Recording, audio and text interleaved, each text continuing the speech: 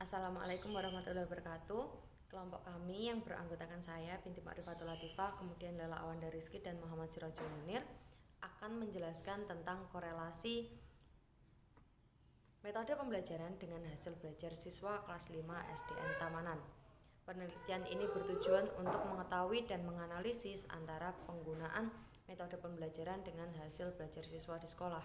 Peningkatan hasil belajar menjadi tujuan utama dalam proses pembelajaran di sekolah. Penelitian ini menggunakan model analisis kuantitatif. Penelitian ini dilakukan terhadap siswa kelas 5 Sekolah Dasar Negeri di Kediri. Untuk memperoleh data-data yang diperlukan selama penelitian digunakan angket sebagai alat untuk memperoleh dan mengumpulkan data. Data yang diperoleh dianalisis menggunakan analisis korelasi. Dari penelitian ini didapatkan bahwa terdapat hubungan yang kuat antara metode pembelajaran terhadap hasil belajar siswa. Dengan demikian dapat dikatakan bahwa hasil belajar siswa dapat ditingkatkan dengan adanya penggunaan metode yang tepat dan baik oleh guru dalam proses pembelajaran. Nah, latar belakang dari penelitian ini berangkat dari hasil belajar yang merupakan kemampuan yang diperoleh individu setelah mengalami proses belajar yang selama ini dilangsungkan, yang dapat memberikan perubahan pada tingkah laku, baik pengetahuan, pemahaman, sikap, dan keterampilan siswa sehingga menjadi lebih baik dari sebelumnya. Nah, hasil belajar sendiri menjadi salah satu indikator pencapaian dari proses belajar yang telah berlangsung. Dalam pendapat lain, seorang tokoh mengatakan bahwa hasil belajar merupakan suatu proses untuk melihat sejauh mana siswa dapat menguasai pembelajaran setelah mengikuti kegiatan proses belajar mengajar, atau keberhasilan seorang peserta didik setelah mengikuti kegiatan pembelajaran yang ditandai dengan angka, huruf, ataupun simbol-simbol lainnya yang telah disepakati oleh pihak penyelenggara pendidikan atau sering kita sebut dengan nilai. Nah, hasil belajar akan memunculkan perubahan tingkah laku seseorang yang mencakup kemampuan kognitif, afektif, serta psikomotorik. Nah, dengan demikian, hasil belajar yang dimaksud dalam penelitian ini adalah hasil belajar berupa perubahan tingkah laku, baik secara kognitif, afektif, dan psikomotorik. Setelah selesai melaksanakan proses pembelajaran yang telah dibuktikan dengan hasil evaluasi berupa nilai. Nah, untuk mencapai hasil belajar yang diinginkan, seorang guru dituntut untuk mendidik dan mengajar siswa dengan metode pembelajaran yang dibutuhkan dan disesuaikan dengan kebutuhan siswa dalam melaksanakan proses pembelajaran. Guru harus memiliki strategi agar anak didik dapat belajar secara efektif dan mengena pada tujuan yang diharapkan. Salah satu langkah untuk memilih strategi itu adalah harus menguasai teknik-teknik penyajian atau metode pengajaran.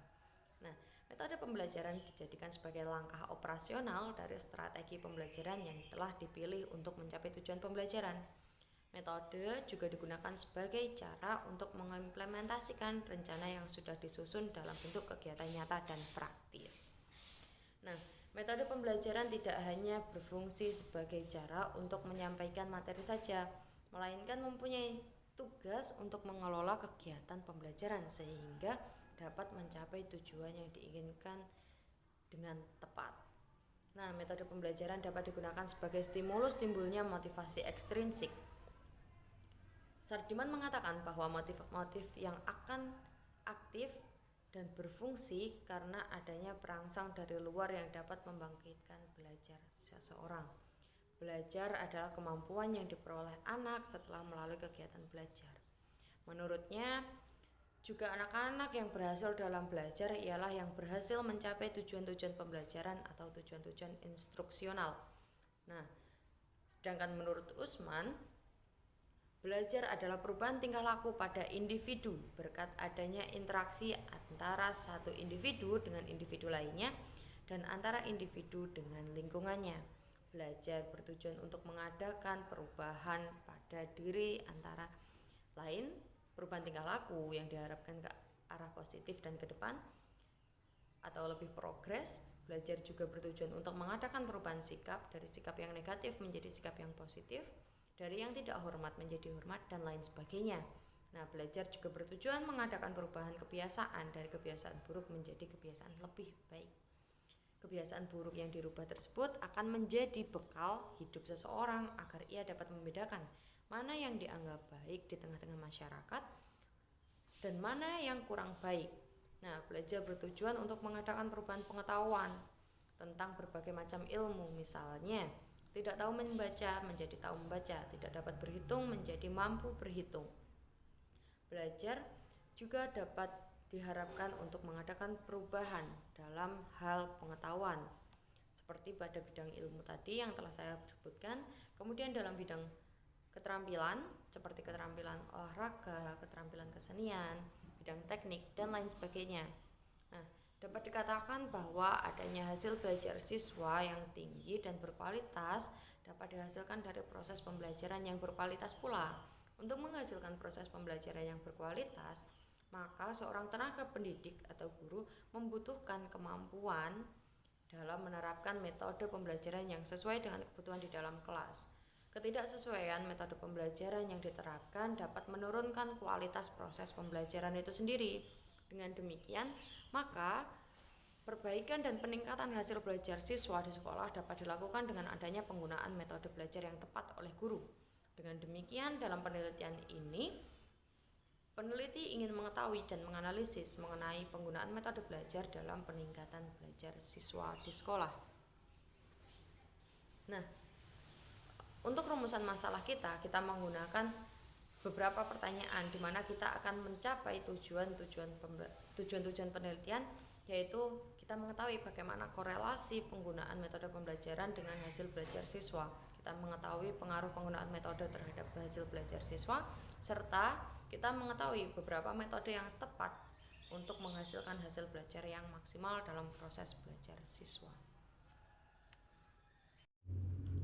Assalamualaikum warahmatullahi wabarakatuh. Perkenalkan, nama saya Muhammad Sirojul Munir Maulana, NIM 93603918. Di sini saya akan menjelaskan tentang kajian teori dan juga tinjauan pustaka. Nah, untuk teori-teori yang digunakan yaitu kami dari metode pembelajaran, di mana metode pembelajaran ini merupakan suatu perencanaan yang digunakan untuk sebuah pembelajaran. Nah, di mana metode pembelajaran ini sangat menentukan bagaimana alur dan sistematika dalam sebuah pembelajaran. Selanjutnya, untuk hasil belajar merupakan sesuatu hal yang didapatkan setelah melalui proses, di mana hasil belajar ditentukan oleh prestasi belajar dari ujian-ujian yang dilakukan oleh pendidik. Selanjutnya, untuk korelasi antara metode pembelajaran dengan prestasi belajar atau hasil belajar ini merupakan sebuah penelitian yang tidak baru, sehingga kami ada penelitian sebelumnya yang berkaitan dengan yang kami teliti. Terima kasih.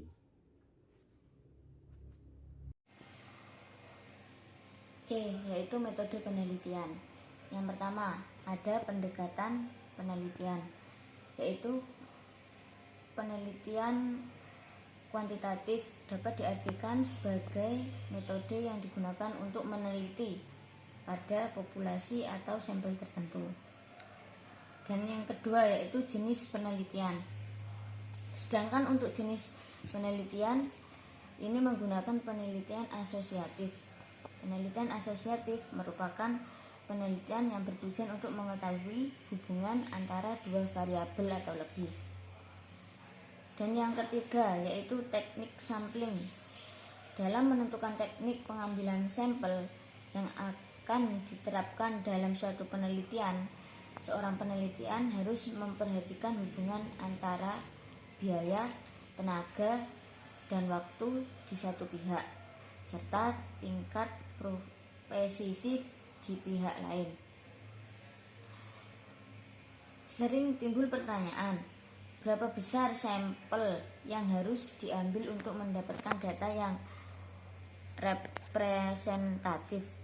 Yaitu ada 4 faktor yang harus dipertimbangkan dalam menentukan besarnya sampel. Yang pertama, derajat keberagaman dari populasi. Makin seragam populasi, maka kecil sampel yang akan bisa diambil. Dan yang kedua, yaitu presisi. yang dikehendaki dari penelitian. Makin tinggi tingkat presisi yang dikehendaki, makin besar jumlah sampel yang harus diambil. Dan yang ketiga yaitu rencana analisis. Besarnya sampel sudah mencukupi sesuai dengan tingkat presisi yang dikehendaki. Akan tetapi, jika dikaitkan dengan kebutuhan analisis, jumlah sampel tersebut kurang mencukupi. Dan yang keempat yaitu tenaga, waktu, dan biaya. Jika diinginkan tingkat presisi yang tinggi, maka jumlah sampel harus besar. Dan yang keempat adalah analisis data. Teknik analisis data merupakan langkah yang paling menentukan dari suatu penelitian, karena analisis berfungsi untuk menyimpulkan hasil penelitian. Analisis data dilakukan melalui tahap. Yang pertama yaitu tahap penelitian. Di tahap penelitian, kita melakukan perencanaan sebagai peneliti, merancang kelas yang akan dijadikan sampel. Dan yang kedua, membuat instrumen-instrumen penelitian yang akan digunakan untuk penelitian. Dan yang ketiga, pelaksanaan pada tahap ini. Kegiatan dilakukan adalah sebagai peneliti melaksanakan pembelajaran pada sampel penelitian. Dan yang kedua, peneliti menguji coba, menganalisis, dan menetapkan instrumen. Selanjutnya, evaluasi pada tahap ini, peneliti menganalisis dan mengolah data yang telah dikumpulkan dengan metode yang telah ditentukan. Dan yang terakhir, itu menyusun laporan pada tahap ini. Adanya metode pembelajaran yang tepat pada dasarnya bertujuan untuk menciptakan kondisi belajar yang sehingga siswa dapat belajar secara aktif dan menyenangkan, berdampak positif pada hasil belajar dan prestasi yang optimal. Nah, metode pembelajaran digunakan guru untuk menyajikan materi pembelajaran kepada murid di dalam kelas, baik secara individual maupun berkelompok, agar materi dapat diserap, dipahami, serta dimanfaatkan oleh murid dengan baik. Penggunaan metode pembelajaran di sekolah beracuan pada Permendiknas Nomor 41 Tahun 2007 tentang standar proses untuk satuan pendidikan dasar dan menengah, yang menyatakan bahwa dalam kegiatan ini pembelajaran merupakan proses untuk mencapai kompetensi dasar yang harus dilakukan secara interaktif, inspiratif, menyenangkan, menantang, memotivasi peserta didik untuk berpartisipasi aktif, serta memberikan ruang yang cukup bagi prakarsa, kreativitas, dan kemandirian sesuai dengan bakat, minat, dan perkembangan fisik serta psikologis peserta didik. Metode pembelajaran mempermudah proses kegiatan belajar mengajar. Keberhasilan suatu proses pembelajaran dapat diukur melalui beberapa banyak cara yang digunakan di dalamnya. Pembelajaran memberikan kesempatan kepada peserta didik untuk bekerja sama dengan sesamanya dalam tugas terstruktur dan dibantu oleh guru sebagai fasilitator atau pembimbing. Dari hasil penelitian ini, kami mendapati bahwa metode pembelajaran berpengaruh terhadap peningkatan prestasi belajar siswa. Dalam proses pembelajaran di sekolah, guru dapat menggunakan berbagai metode pembelajaran yang tepat, seperti metode ceramah, metode percobaan, metode melatih keterampilan, metode diskusi, metode pemecahan masalah, metode perancangan. Metode pembelajaran tersebut dapat memiliki pengaruh yang kuat dan sedang terhadap peningkatan prestasi belajar siswa, sehingga metode pembelajaran memiliki peranan dan keunggulannya masing-masing. Untuk itu diperlukan kemampuan guru dalam menyesuaikan metode pembelajaran dalam proses pembelajaran. Nah, jadi guru harus memiliki kemampuan untuk menganalisis bagaimana kebutuhan siswa dan metode mana yang lebih tepat untuk mencapai tujuan pembelajaran yang lebih maksimal. Nah, seorang tokoh bernama Tarmuji menunjukkan keunggulan metode ceramah. Menurut Tarmuji, dengan metode ceramah, keterlibatan kelas mudah dijaga dan mudah menguasai kelas. Melatih peserta dengan menggunakan pendengarannya, baik dengan menangkap dan menyimpulkan ceramah dengan cepat dan tepat. Materi jelas sampai kepada seluruh siswa dengan merata. Sedangkan menurut Suryo Broto, metode diskusi melibatkan semua siswa secara langsung dalam proses pembelajaran. Siswa dapat menguji tingkat kemampuan dan penguasaan bahan pembelajarannya masing-masing, sehingga dapat menumbuhkan dan mengembangkan cara berpikir dan sifat ilmiah. Pada metode belajar diskusi memberikan banyak manfaat bagi siswa. Ali Pandi mengatakan bahwa dengan metode belajar diskusi, suasana kelas dapat menjadi hidup. Adanya partisipasi siswa lebih meningkat sehingga dapat meningkatkan prestasi individu, kritis dalam berpikir, tekun, dan sabar. Secara keseluruhan, metode pembelajaran akan memberikan berbagai manfaat bagi guru dan siswa di sekolah. Guru sangat dituntut untuk mampu dan menggunakan metode pembelajaran. Banyaknya metode pembelajaran yang dikuasai seorang guru akan memiliki dampak yang cukup besar pada keberhasilan pencapaian tujuan-tujuan belajar. Semakin banyak metode pembelajaran yang dimiliki guru dan semakin tepat penggunaannya, maka hasil belajar yang dicapai akan mencapai hasil maksimal.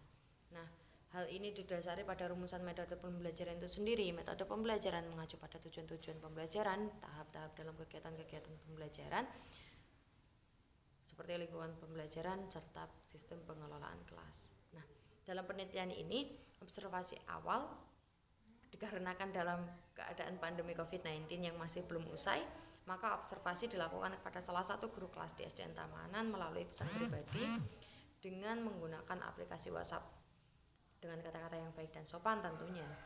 Nah, kemudian pada tahap kita sudah mendapatkan izin dari pihak guru, selanjutnya kami mengambil langkah awal, yakni dengan memulai pengambilan data untuk mengetahui sampel dan populasi dengan teknik wawancara pada wali kelas. Kemudian diketahui jumlah sampel pada kelas 5 SDN Tamanan ini berjumlah 20 peserta didik dan masih melaksanakan pembelajaran daring. Maka dari itu, observasi kami memfokuskan pada penelitian korelasi antara metode pembelajaran dengan hasil belajar siswa SD kelas 5 SDN Tamanan. Setelah menemukan populasi dan sampel, kemudian kami melanjutkan pada tahap penyebaran angket atau kuesioner melalui Google Form, di mana kami juga memberikan surat validasi terhadap angket tersebut kepada wali kelas 5 melalui pesan pribadi di WhatsApp, dan meminta bantuan agar siswa kelas 5 melakukan pengisian angket kuesioner tersebut dengan baik dan benar. Nah, pada tahap pengumpulan data, peneliti melakukan langkah pertama, yaitu menyebarkan angket atau kuesioner kepada siswa kelas 5, di mana angket atau kuesioner ini berbentuk sebuah pertanyaan yang ditujukan kepada responden untuk dijawab. Angket tersebut diberikan kepada peserta didik kelas 5 yang berjumlah 20 siswa. Dalam hal ini adalah sampel. Hal tersebut guna untuk mengetahui dan memperoleh data korelasi antara metode pembelajaran dengan hasil belajar siswa kelas 5 SDN Tamanan. Dalam angket atau kuesioner yang berbentuk pertanyaan tersebut sudah tertera tata cara pengisiannya dengan menggunakan bahasa yang mudah dipahami untuk jenjang siswa sekolah dasar. Pada jawaban pertanyaan tersebut terdapat 4 opsi atau pilihan jawaban, sehingga peserta didik akan lebih mudah untuk mengisinya.